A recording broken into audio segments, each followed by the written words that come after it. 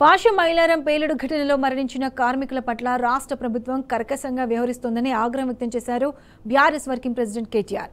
Covid సమయంలో వలస కార్మికుల హృదయాల్లో కేసీఆర్ నిలిచారని అన్నారు. రాష్ట్ర అభివృద్ధిలో వలస కార్మికులు భాగస్వాములని కేసీఆర్ విశ్వసించి వారికి రేషన్ బియ్యంతో పాటు సొంత రాష్ట్రాలకు వెళ్లేందుకు రవాణా, వైద్య సదుపాయాలు కల్పించారని కేటీఆర్ గుర్తు చేశారు.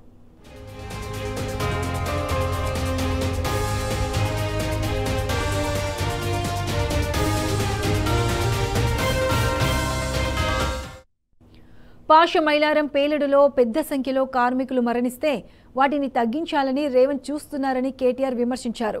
అత్యంత అమానవీయంగా మరణించిన వారి అవశేషాలను అట్టపెట్టెల్లో తరలించడాన్ని కేటీఆర్ తీవ్రంగా తప్పుబట్టారు. తమ కుటుంబ సభ్యుల ఆచూకీ తెలపమని బాధిత కుటుంబాలు పోలీసుల కాలు పట్టుకుంటున్నారని తెలిపారు. ప్రమాద సమయంలో సంఘటన స్థలంలో ఎంతమంది ఉన్నారో కూడా ఖచ్చితమైన లెక్క ప్రభుత్వం దగ్గర లేదన్నారు.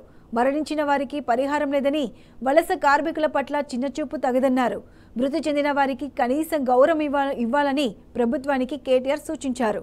చనిపోయిన వారిని విస్మరించడం అనైతికమని కేటీఆర్ ఆవేదన వ్యక్తం చేశారు.